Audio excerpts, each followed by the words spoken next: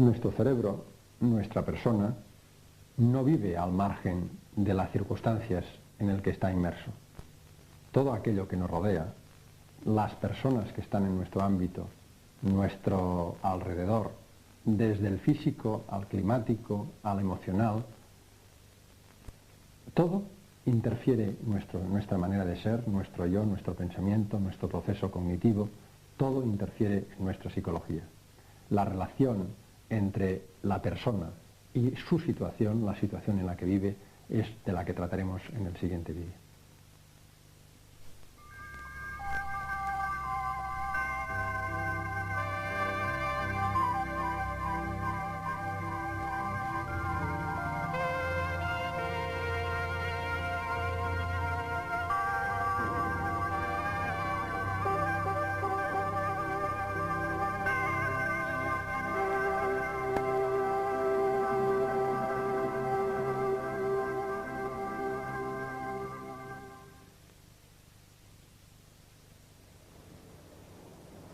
La psicología se centra principalmente en el estudio del individuo.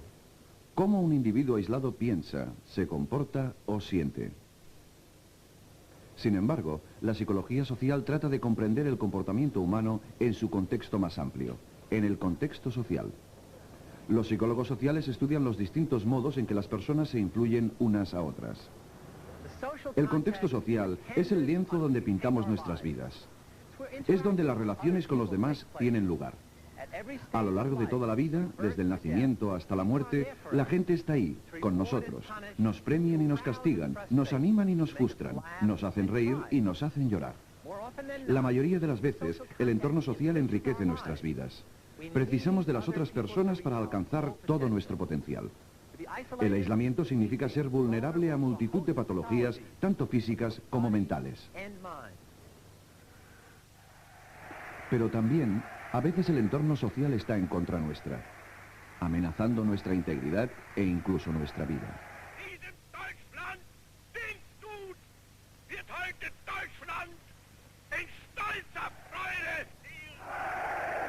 Durante los años 30 y 40, el mundo fue testigo y casi sucumbió a los horrores del fascismo. Bajo el mando de este hombre, la guerra se extendió por todos los continentes.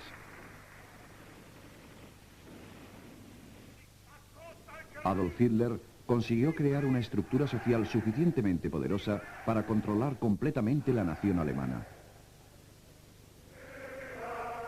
Con la ayuda de la propaganda, a una escala desconocida hasta entonces, los altos mandos nazis fueron capaces de justificar incluso la tristemente célebre solución final.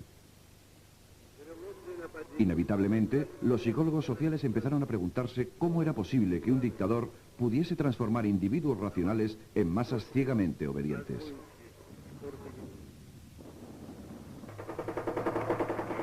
Con el destino del mundo pendiente de un hilo, las respuestas a estas preguntas adquirieron una importancia crítica. De este modo, un grupo de investigadores norteamericanos realizó un estudio sobre cómo los líderes afectan directamente a sus seguidores y sobre cómo los grupos cambian el comportamiento de los individuos. El equipo estaba dirigido por Kurt Lewin, un refugiado de la Alemania nazi. Lewin quería demostrar que era posible formular hipótesis sobre temas socialmente importantes como el poder de los líderes y ponerlas en práctica en experimentos controlados. En un momento en que la psicología se centraba en el estudio de ratas en laboratorio y no en personas, el enfoque dinámico de Lewin significó un cambio radical. Era el inicio de la psicología social moderna.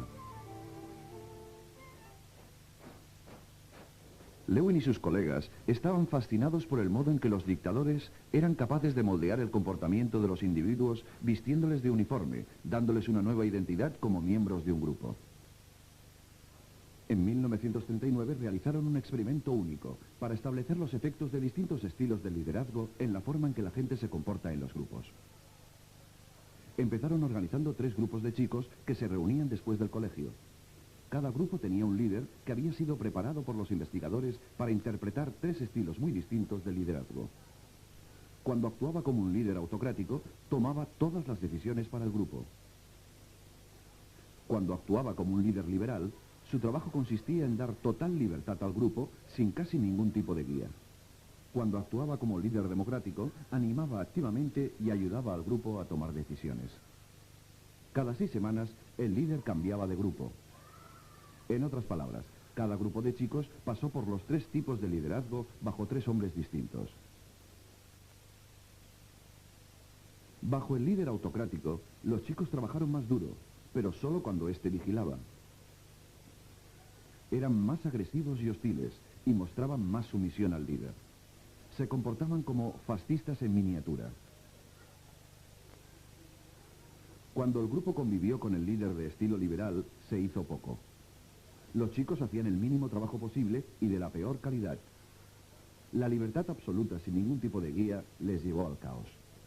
Sin embargo, cuando los grupos fueron liderados democráticamente, mostraron los más altos índices de motivación y originalidad y mayor intercambio de elogios. Y para el equipo de investigación, los resultados fueron alentadores. El liderazgo democrático funcionó mejor, en una coyuntura en que la dictadura había alcanzado un notable arraigo en Europa. Pero debemos aprender otra interesante lección de esta experiencia. Fijémonos en que los factores críticos del experimento eran el estilo del liderazgo y las situaciones sociales que él construía, y no la personalidad de los individuos implicados. Esto nos lleva a uno de los temas centrales de la psicología social. Las situaciones sociales controlan significativamente el comportamiento individual. Para Lewin, el comportamiento humano siempre es la suma del individuo y su entorno social. Ello significa que lo mejor y lo peor de la naturaleza humana a menudo puede mostrarse manipulando determinados aspectos del entorno social. En otro experimento clásico, se probaba que incluso nuestras percepciones más evidentes pueden manipularse. ¿Qué línea de las de la derecha cree usted que es como la de la izquierda? Naturalmente, la respuesta correcta es la B. Resulta evidente para cualquiera con una visión normal, ¿o no? Supongamos que es el protagonista de lo que cree ser un experimento sobre la capacidad de juicio visual, aunque en realidad se trata de un experimento sobre la conformidad. Cuando se pide a los demás individuos que elijan la línea correcta, hacen algo extraño. Eligen la C en lugar de la B. Este es su turno. ¿Qué dirá? En este experimento, dirigido por Solomon Asch, todos, excepto el protagonista, eran miembros de su equipo. En esta situación, el 70% de los sujetos estuvieron por lo menos una vez de acuerdo con la respuesta errónea de la mayoría, y la mayoría de los que no lo hicieron se sentían incómodos por no seguir en el grupo.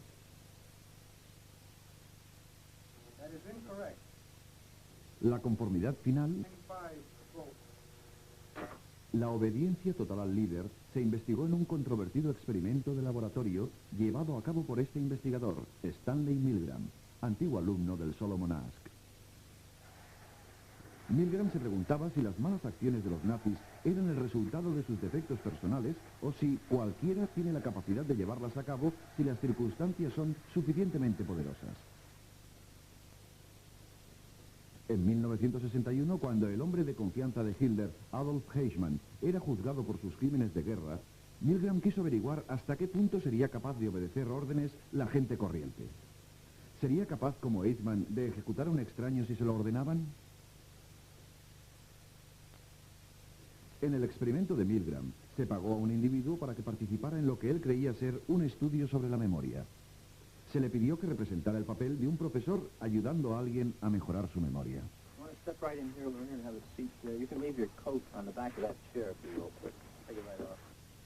Guiando al sujeto estaba el investigador, con bata blanca de laboratorio, que actuaba como la máxima autoridad en la situación. Tanto el investigador como el alumno formaban parte del equipo de Milgram. Pero, ¿cómo debía el sujeto ayudar al alumno a mejorar su memoria? Mediante descargas eléctricas a modo de castigo por cada error.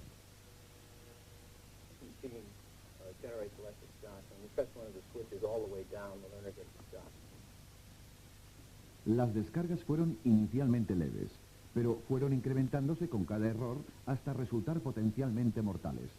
A pesar de que en realidad no existían tales descargas, el sujeto maestro creía estar castigando al alumno.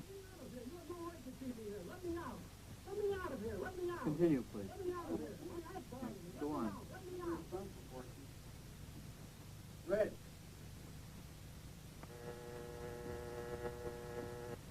That is incorrect. This will be at 3:30. phrase is rich boy. Let me out of here. My heart's pounding. Let me out, I tell you. Let me out of here. Let me out of here. You have no right to hold me The here. next phrase is fast, Let me out. Let me out. Let me out of here. Let me out. bird, Let me out. car, train, plane. Continue, teacher. ¿Qué haría usted en esta situación? ¿Continuaría? That is incorrect. This will be 345. The correct answer is fast, bird. The next one, blunt.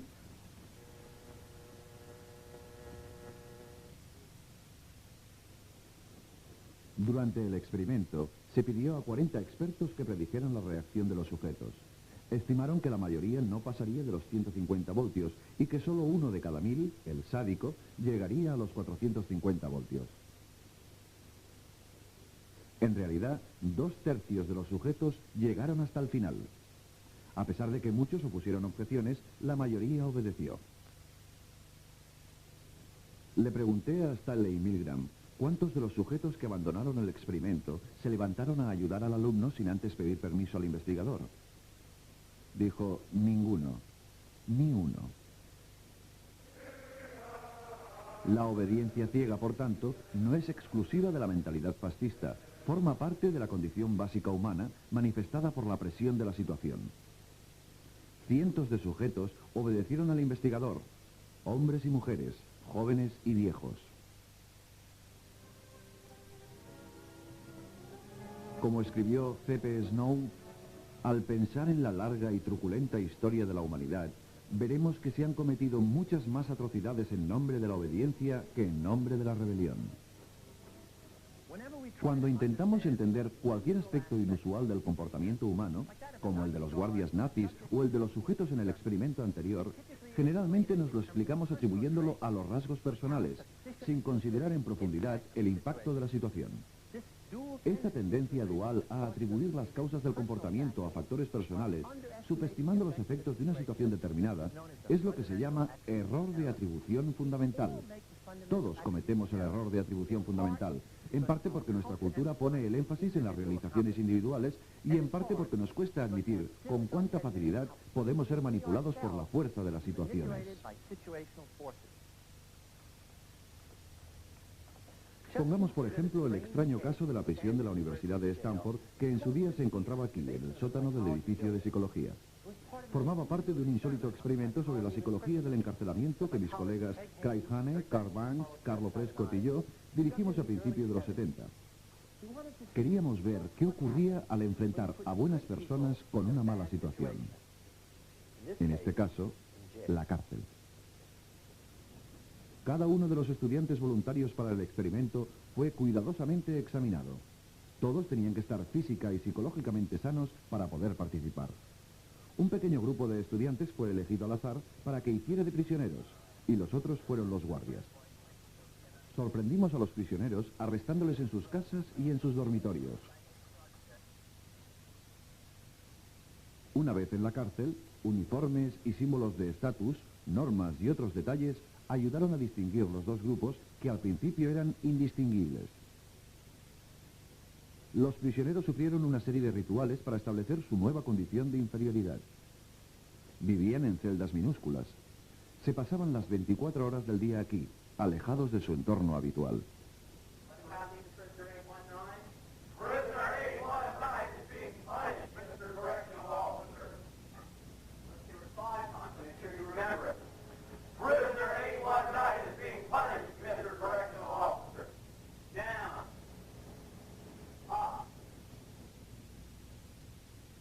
Sin embargo, los guardias hacían turnos de solo 8 horas y cuando no estaban de servicio, volvían a su rutina diaria de estudiantes.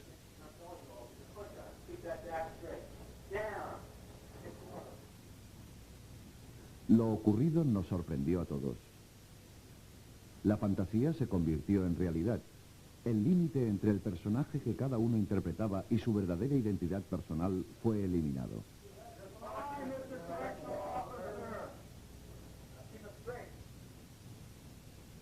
Jóvenes encantadores se convirtieron en guardias brutales. Muchachos sanos enfermaron.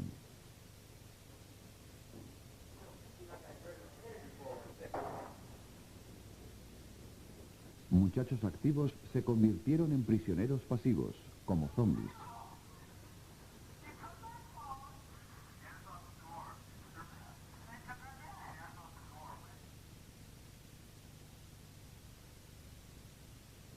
La situación alcanzó tal gravedad que muchos de los prisioneros desarrollaron reacciones de estrés extremas y tuvieron que ser liberados. Pero ninguno de ellos dijo, abandono el experimento. Habían perdido toda perspectiva.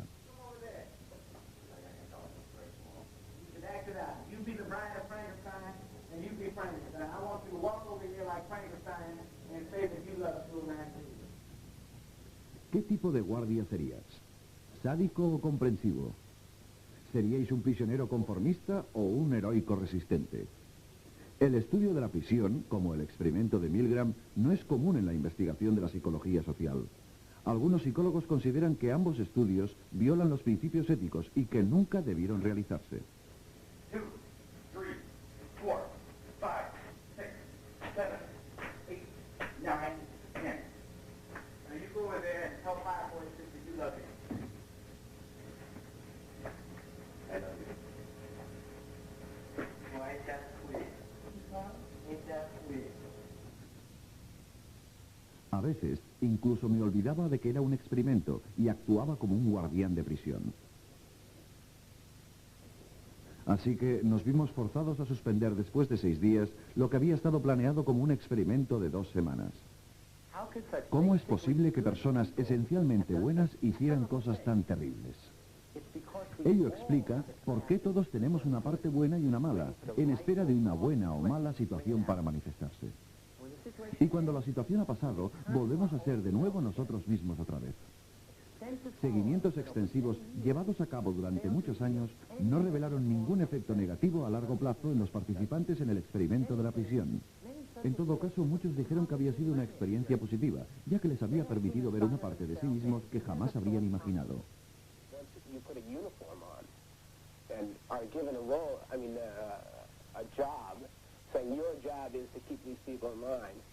Then you're certainly not the same person as if you're in street clothes and in a different role. You really become that person once you put on that khaki uniform, you put on the glasses, you take the nightstick, and you act the part. That's your costume, and you have to act accordingly when you put it on. It still is a prison to me. I don't look on it as an experiment or a simulation, which is a prison that was run by psychologists instead of run by the state.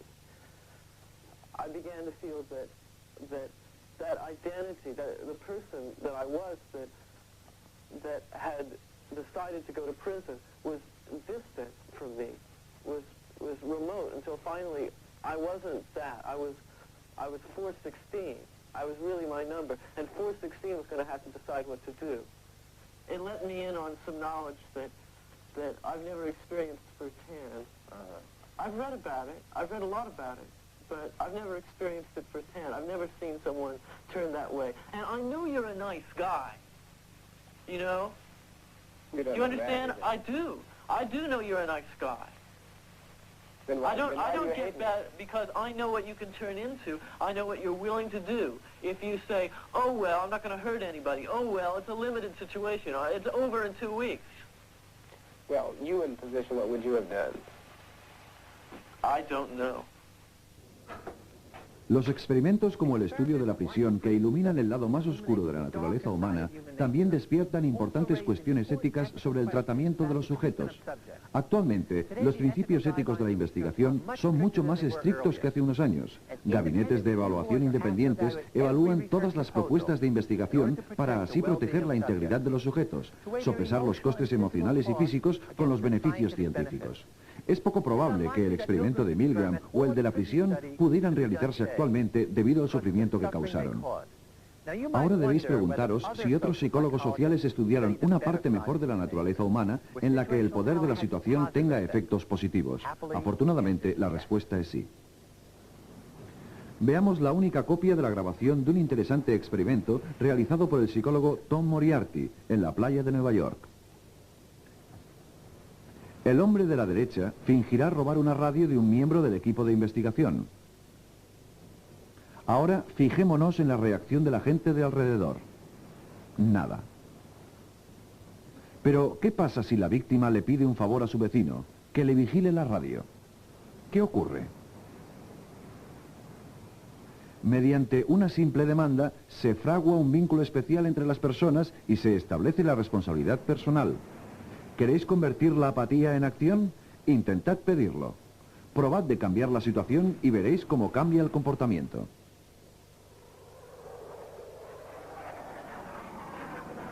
Uno de los mejores ejemplos del poder positivo de las situaciones es un experimento dirigido por la psicóloga Ellen Langer, de la Universidad de Harvard. Langer quería saber si cambiando la situación en una sesión de entrenamiento aéreo mejoraría la visión de los sujetos estudiados. ¿Mejoraría su visión si eran tratados como pilotos? Ellen Langer preparó un experimento para responder a esta pregunta. Nosotros preparamos el entorno para su experimento con un sofisticado simulador aéreo. Estos ordenadores simulan una experiencia de vuelo tan real que las fuerzas aéreas entrenan aquí a sus pilotos. Si los sujetos creen que los pilotos deben tener buena visión, ¿es posible que el poder de la situación mejore realmente su capacidad de visión? One of the most important visual tasks a fighter pilot can be asked to perform is to identify markings and features on another airplane. L-E-F-O-D. Langer seleccionó cadetes de las Fuerzas Aéreas ROTC como sujetos. Todos pasaron un examen de visión estándar. Ninguno de ellos conocía el verdadero propósito del experimento. La mitad de los sujetos, elegidos al azar, vistió con el traje de vuelo. Después, el instructor realizó una prueba con cada uno de los sujetos mediante el simulador de vuelo.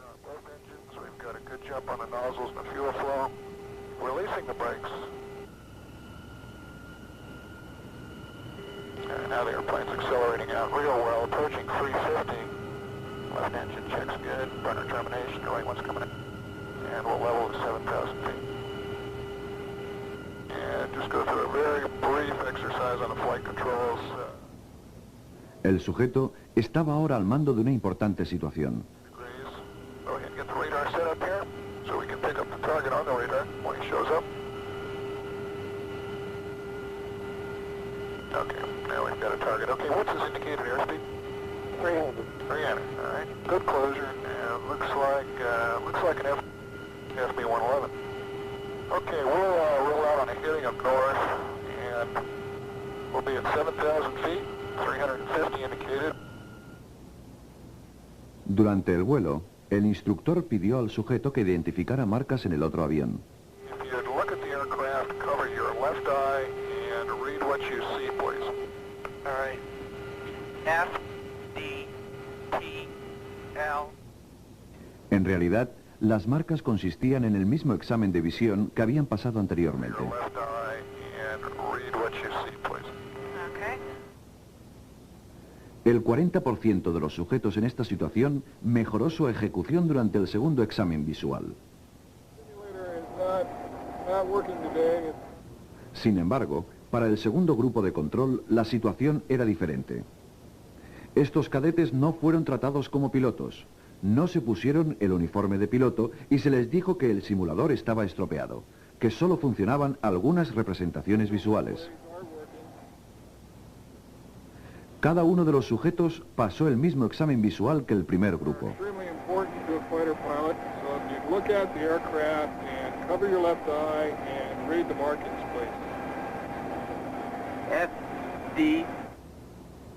Sin embargo, ninguno de ellos mejoró su marca. La situación no era lo suficientemente poderosa como para afectar su capacidad de visión.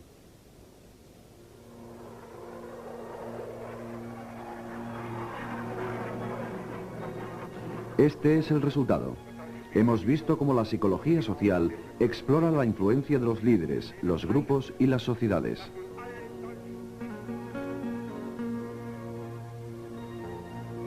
Cómo los investigadores tratan de descubrir los misterios de la naturaleza humana mediante experimentos y estudios de campo.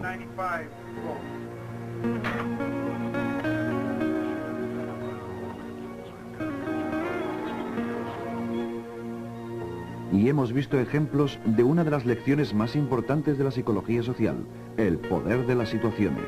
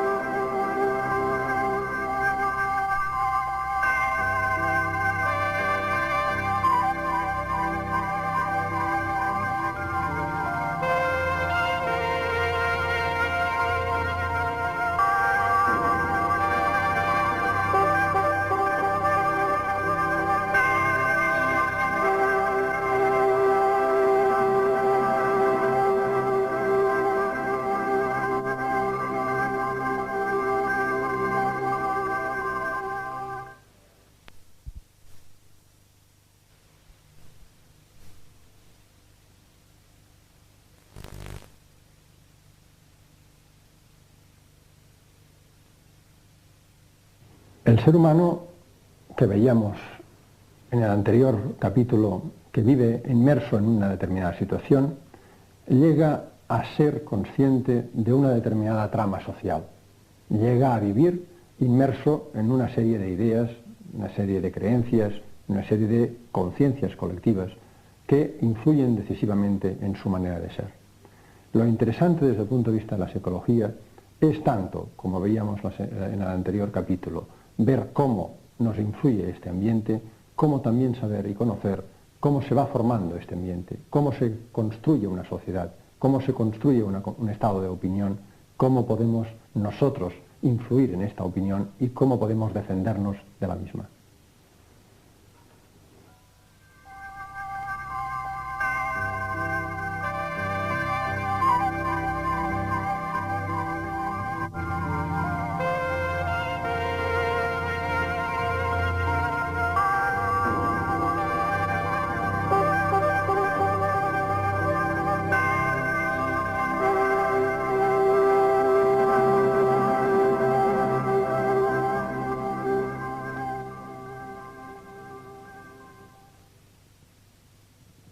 El 28 de noviembre de 1978, el mundo se enteró de que más de 900 miembros de un culto religioso americano habían cometido asesinato y suicidio en masa.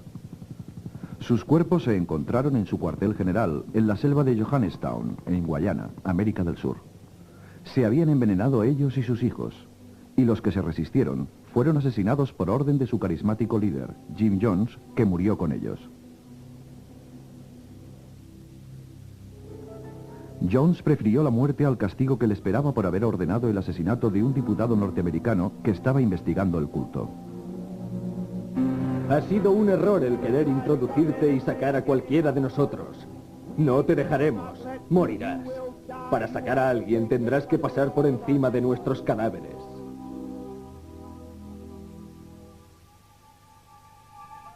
Es fácil pensar que la tragedia de Guayana fue un acto de gente enferma y demente que eran completamente diferentes a nosotros.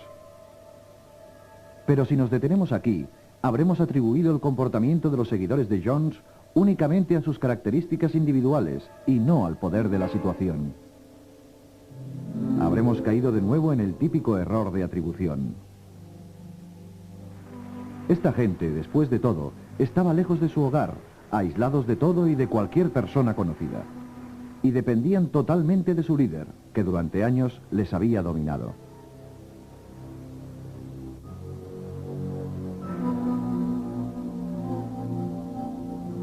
Esta combinación de factores les llevó a crearse una visión del mundo tan paranoica que les condujo a la muerte. Su comportamiento fue el resultado de la situación en la que se encontraban.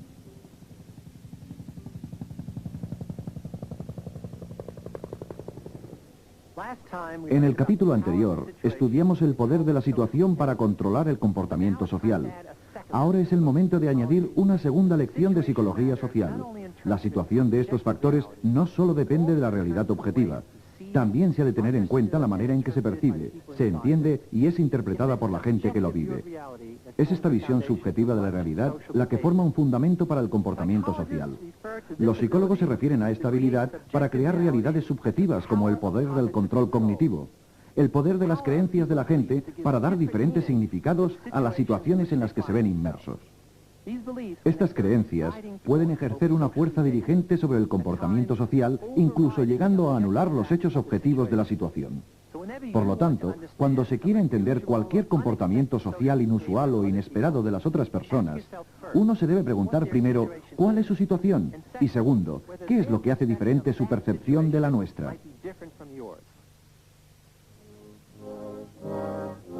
Una gran cantidad de conflictos entre individuos y naciones han derivado de la creencia que nosotros, como personas razonables, percibimos el mundo correctamente, mientras que ellos, los que lo ven diferente, están totalmente equivocados. La Unión Soviética y los Estados Unidos durante la Guerra Fría consideraban su propio lado como el pacífico y el lado contrario como agresivamente hostil. No se trata de discutir si las dos partes tienen razón por igual. La cuestión es que no deberíamos dar por sentado que las percepciones de los demás son incorrectas simplemente porque son diferentes. Desafortunadamente suponemos esto cada día. Y esto frecuentemente conduce al prejuicio. De hecho, es extraordinario ver cómo una pequeña diferencia entre personas puede provocar prejuicios y sabemos lo difícil que es parar el prejuicio una vez ha comenzado. Podemos crear una reconstrucción total de la realidad para definir a los que no nos gustan y tememos porque son diferentes. Una demostración sugestiva de la naturaleza del prejuicio tuvo lugar no en el laboratorio de un psicólogo, sino en una escuela de Riceville, Iowa.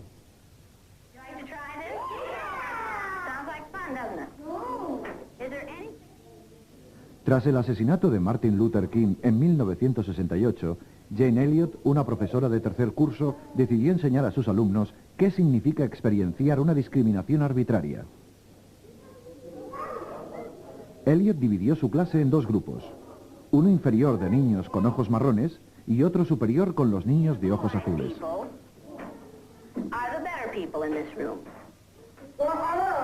Oh, yes, they are. Blue-eyed people are smarter than brown-eyed people. My dad isn't that. I got is your dad brown-eyed? Yeah. One day you came to school and you told us that he kicked you. He did. Do you think a blue-eyed father would kick his son? Yeah. My dad's blue-eyed. He's never kicked me. Greg's dad is blue-eyed. He's never kicked him. Greg's dad is blue-eyed. He's never kicked him. What color eyes did George Washington have? Blue. Blue.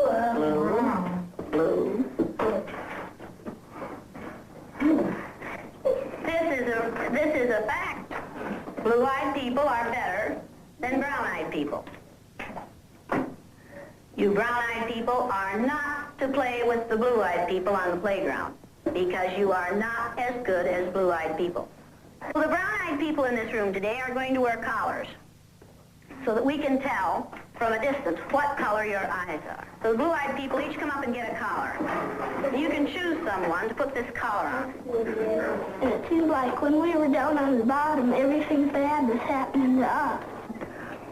The way they treated you, you felt like you didn't even want to try to do anything.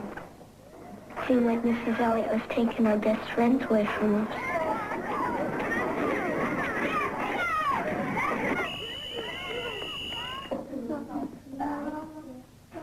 What happened at recess? Were two of you boys fighting? Yeah, Russell and John were. What happened, John? Russell called me names and I hit him in the gut. What did he call you? Brown eyes. Did you call him brown eyes? They always call us that. Yeah, you know, all of the, boys call us brown eyes. They say, come here, brown eyes. And they were calling us blue eyes. I wasn't. Sandy and Donna were. Yeah. What's wrong with being called brown eyes? It means that we're stupider. No, not that. Oh, that's just the same way as other people call black people niggers. Is that the reason you hit him, John? Did it help? Did it stop him? Did it make you feel better inside? Make you feel better inside? Laugh at you? He observado como en 15 minutos niños maravillosos, cooperativos, estupendos y considerados se han vuelto horribles, perversos y discriminadores. Creo que he aprendido más de los que se consideraban superiores, porque sus personalidades han cambiado más que las de los que se consideraban inferiores.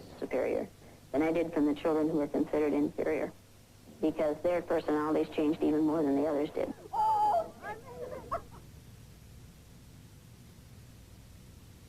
...15 años después, se reunieron los miembros de la clase de la señorita Elliot. ¿Cómo estás? Estoy bien. Bien.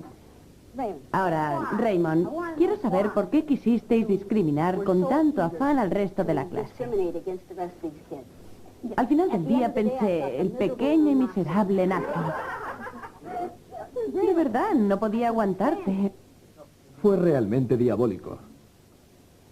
Todas las inhibiciones habían desaparecido. Y no importaba si eran mis amigos o no. Cualquier hostilidad o agresión que aquellos niños podían haberte causado, tenías la oportunidad de exteriorizarla. I felt like I was a king, like I ruled them brown eyes, like I was better than them. Happy. Chico, ese día cuando volvimos a casa, hablar de odiar a alguien estaba allí. ¿Me odiaste? Sí, lo que nos estabas haciendo pasar. A nadie le gusta que le desprecien, que se burlen de él o que le discriminen. Se queda dentro de ti y te vuelves loco. En la demostración de la clase, Jane Elliot y sus alumnos revelaron lo fácil que es alterar la realidad objetiva y sustituirla por una concepción arbitraria del mundo. No importa lo superficiales que puedan ser las diferencias entre personas, una vez estas diferencias empiezan a ser indicadores de superioridad sobre inferioridad, de aceptación frente a rechazo, de dignidad frente a indignidad. Se vuelven institucionales, las reglas están hechas. Las normas están creadas y las expectativas se basan en cómo las personas de diferentes estatus deberían comportarse. La diferencia entre ellos y nosotros es cada vez mayor. La realidad subjetiva se convierte para cada uno en la única realidad. Los que son vistos como inferiores empiezan a sentirse y a actuar como inferiores, y los que son vistos como superiores empiezan a actuar de esta manera. Afortunadamente, a pesar de todo, las expectativas positivas pueden cambiar la percepción que una persona tiene de la situación, al igual que las dramáticas y negativas. Los psicólogos llaman a esto el efecto de Pigmalión, según la obra de George Bernard Shaw del mismo nombre, en el que una golfilla maleducada se puede convertir en una correcta señorita. En un experimento realizado por el psicólogo Robert Rosenthal en una escuela de enseñanza primaria y por Leonor Jacobson en una de enseñanza secundaria, se llevó el efecto de Pigmalión un poco más lejos.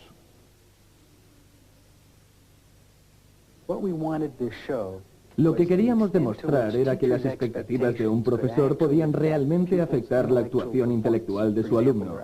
Por ejemplo, su coeficiente de inteligencia. Realizamos un test que pretendía predecir el potencial académico, el test conocido como Test Harvard de adquisición flexional. Basándonos en este test, pero no teniéndolo en cuenta, dimos a cada profesor de la escuela los nombres de los niños de su clase que podrían llegar a ser brillantes durante ese año académico. Estos nombres se escogieron al azar del interior de un sombrero. Los niños no sabían en absoluto que los profesores esperaban algo de ellos. Se les dijo a los profesores que no advirtiesen a sus alumnos. Es decir, los niños nunca lo supieron.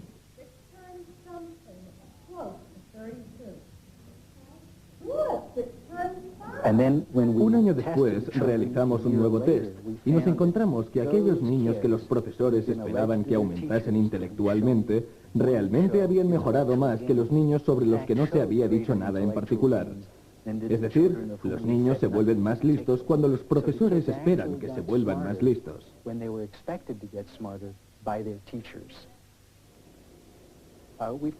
Se ha llegado a la conclusión de que existen 4 factores que operan en la mediación o en la comunicación de estas predicciones de autorrealización, especialmente en la clase, aunque no solamente en ella. Veamos cuáles son estos 4 elementos que los profesores emplean con los niños que tienen mejores expectativas. El primer elemento es el factor clima. Los profesores tienden a crear un clima más cálido alrededor de los niños de los que se espera más. Son más agradables con ellos, tanto en lo que les dicen como en los canales no verbales de comunicación. Otro factor muy importante es el llamado factor input. Es algo que probablemente no sorprenderá a nadie. Los profesores enseñan más materia a los niños que tienen más expectativas. Después de todo, si piensas que un niño es menos inteligente y le cuesta más aprender, no te esfuerzas al máximo para enseñarle más cosas. Quedan aún 2 factores que marcan la diferencia. Uno es la oportunidad de respuesta, es decir, los niños tienen más de una oportunidad para responder si el profesor espera algo de ellos. Les preguntan más veces y les dejan contestar más ampliamente. Incluso les ayudan a dar forma a sus respuestas trabajándolas conjuntamente. El último es el efecto feedback. Este factor actúa en el sentido de lo que cabe esperar. Cuanto más se espera de un niño, más se le alaba, más se le refuerza positivamente para conseguir un buen resultado. Este efecto es más diferenciado si la respuesta es incorrecta. Una de las maneras de saber cuando el profesor no tiene grandes expectativas sobre un niño es cuando admite una respuesta de baja calidad. O sea que realmente no ampliará una respuesta insuficiente, quizás porque piense que el niño no es lo bastante listo como para aprovechar una clarificación adicional.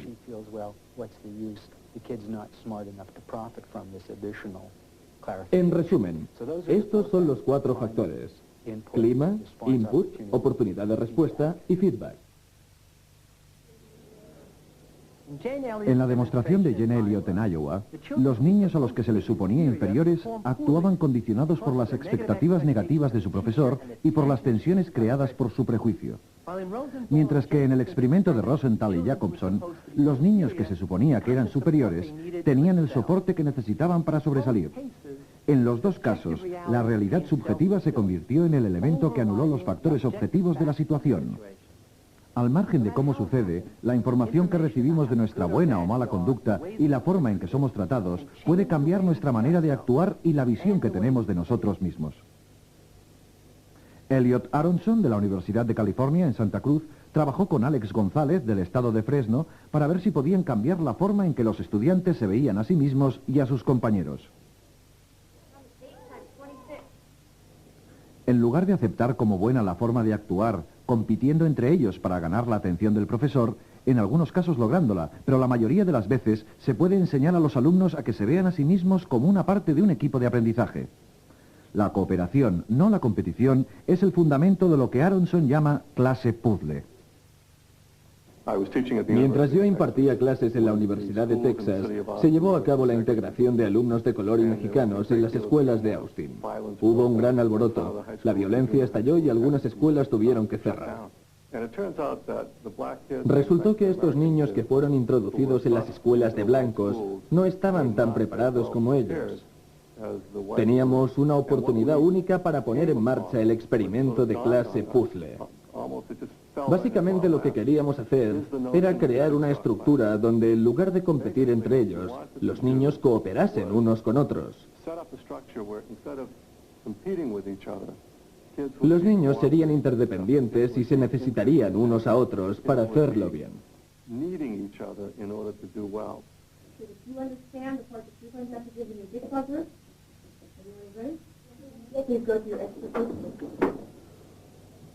Usando el método del grupo puzzle durante una lección en una clase de americanos nativos, el profesor dividió la clase en diferentes grupos llamados grupos expertos.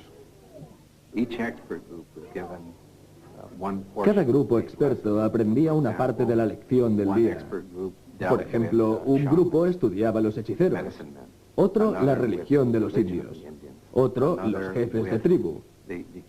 Cada uno de los grupos expertos estudiaba un aspecto particular de la lección.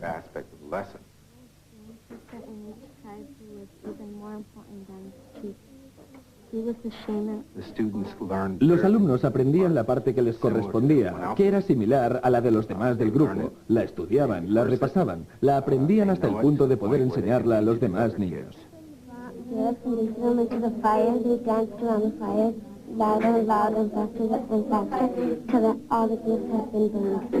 Now that our expert groups have finished studying the information, we're going to break up into our jigsaw groups. En el grupo puzzle os encontráis con los alumnos de los grupos expertos, que presentan al grupo completo su materia. Nadie del grupo puzzle puede aprender la lección completa sin depender de los demás miembros del grupo. En este proceso lo que sucede es que cada uno de los alumnos enseña a los demás su parte y al final, de esta manera, aprenden la lección entera. Indians did dances for special occasions, when a child was born, after a wedding. Los niños que estaban asustados, incapaces de comunicarse y mirando como si fueran estúpidos, actuaban ahora de una manera inteligente y clara. A medida que desarrollaban más autoestima, empezaron a actuar mejor. A medida que esto sucedía, los demás niños empezaron a tratarlos con mayor respeto, lo que hizo que su actuación mejorase aún más. Concentrándonos en estos tres experimentos, hemos visto cómo la situación no solo depende de sus características objetivas, sino también de cómo es percibida e interpretada por los demás. Esta visión subjetiva de la realidad es la que proporciona las bases de una gran parte del comportamiento social. Y el medio donde la realidad subjetiva está más manipulada es la televisión.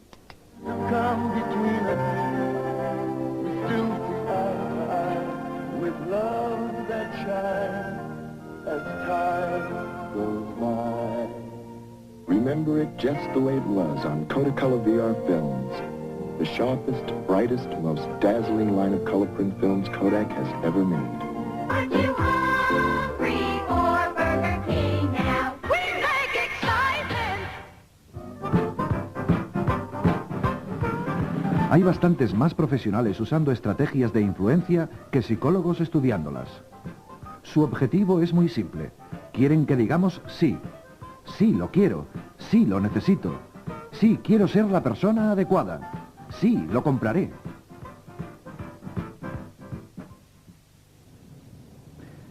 El psicólogo Robert Cialdini, de la Universidad del Estado de Arizona, estudió durante 3 años los principios universales y las tácticas de influencia profesional desde dentro, realizando un curso de ventas y publicidad.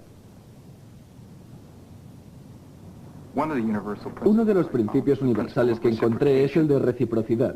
Este principio sugiere que estamos obligados a devolver a los demás la forma de actuación que nos han dado. O sea que si alguien nos hace un favor, estamos más predispuestos a decirle que sí cuando a su vez nos pida uno. Es por esta razón que un Hare Krishna se acercará y te dará algo antes de pedirte una donación. Puede ser una flor o un libro o cualquier cosa. And this bottle will be produced only 2 or 3 times a decade. El segundo principio del que podemos hablar es el de escasez. La idea de que las cosas que son escasas, cuya disponibilidad está disminuyendo, son más atractivas. Las ansiamos más. Como consecuencia, algunos comerciantes usarán estrategias en las que nos dan un tiempo límite de venta del producto que quieren vender. Y al no poder obtenerlo pasado un tiempo, aumenta nuestro deseo de tenerlo y salimos a comprarlo. Otro principio sobre el que podemos hablar es el de autoridad.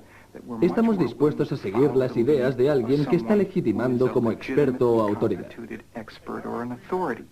Reinforced for me and me. Hey, maybe it was made for both of us. Must be magic. Now that's who this shoe was made for. Otro principio es el de compromiso, la idea de que una vez hemos adoptado una postura, tomando una posición, estamos más predispuestos a aceptar cualquier petición relacionada con este compromiso. Por lo tanto, a menudo se intentará que adoptemos pequeños compromisos consecuentes con la dirección que quieren que sigamos. Por ejemplo, en un estudio hecho en Toronto se demostró que si un grupo de gente llevaba un pin en la solapa con el mensaje Apoy United Way, 2 semanas más tarde se conseguían el doble de donaciones a la United Way al ser solicitadas por el vecindario. El siguiente principio se basa en el aprecio. A las personas les será más fácil decir sí a una petición de alguien a quien conocen y les gusta.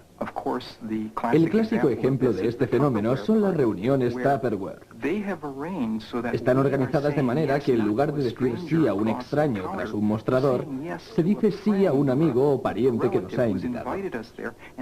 Y sabemos que van a conseguir un beneficio por cada cosa que les compramos. El último principio es el del consenso. Estamos más dispuestos a decir sí cuando tenemos información de que mucha gente a nuestro alrededor también lo está diciendo. Es decir, que los demás nos pueden evidenciar que es el producto más vendido y de mayor crecimiento.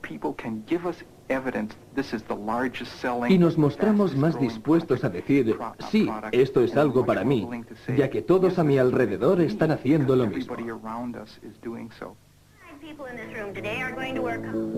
Un gran número de investigaciones como la de Robert Cialdini se han llevado a cabo para ver lo fácil que es para nosotros actuar de estas 3 maneras: en conformidad, con prejuicio o competitivamente. Al conocer más el proceso psicológico por el que pueden ser producidos estos efectos, los psicólogos sociales también desean desarrollar nuevas estrategias que puedan ayudarnos a ser más independientes, tolerantes y cooperativos.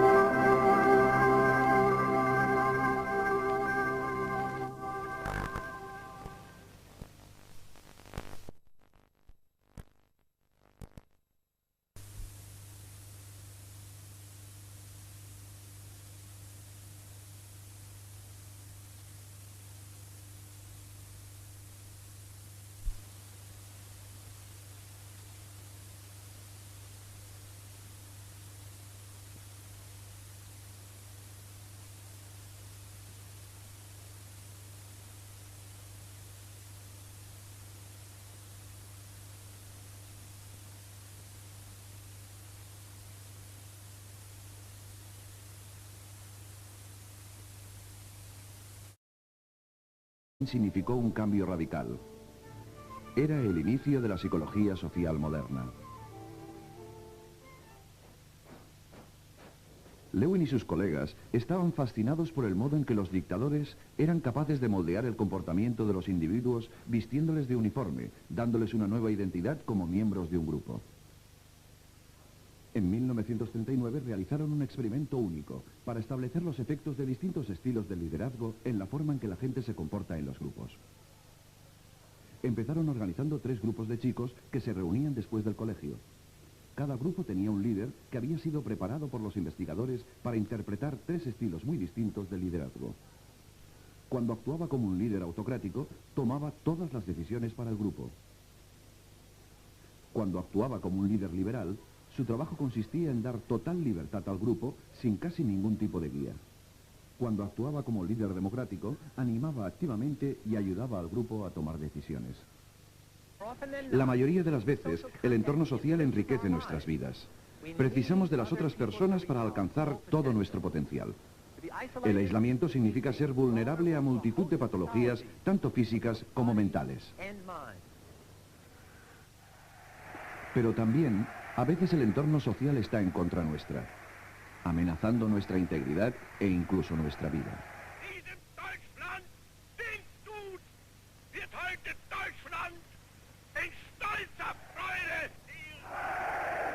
Durante los años 30 y 40, el mundo fue testigo y casi sucumbió a los horrores del fascismo. Bajo el mando de este hombre, la guerra se extendió por todos los continentes.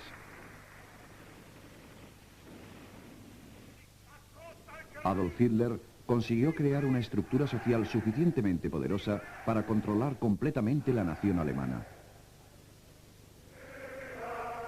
Con la ayuda de la propaganda, a una escala desconocida hasta entonces, los altos mandos nazis fueron capaces...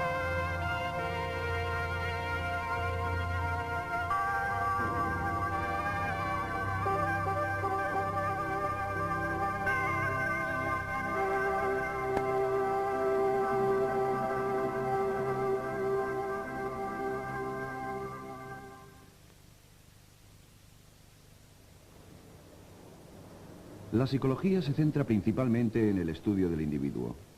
Cómo un individuo aislado piensa, se comporta o siente. Sin embargo, la psicología social trata de comprender el comportamiento humano en su contexto más amplio, en el contexto social. Los psicólogos sociales estudian los distintos modos en que las personas se influyen unas a otras. El contexto social es el lienzo donde pintamos nuestras vidas. Es donde las relaciones con los demás tienen lugar.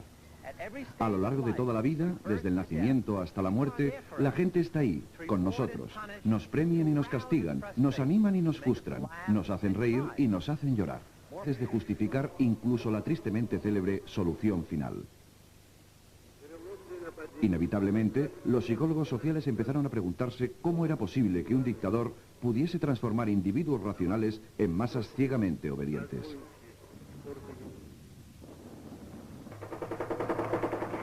Con el destino del mundo pendiente de un hilo, las respuestas a estas preguntas adquirieron una importancia crítica. De este modo, un grupo de investigadores norteamericanos realizó un estudio sobre cómo los líderes afectan directamente a sus seguidores y sobre cómo los grupos cambian el comportamiento de los individuos. El equipo estaba dirigido por Kurt Lewin, un refugiado de la Alemania nazi.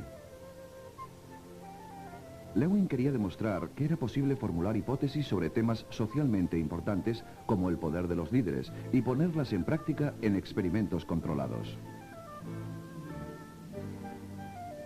En un momento en que la psicología se centraba en el estudio de ratas en laboratorio y no en personas, el enfoque dinámico de Lewin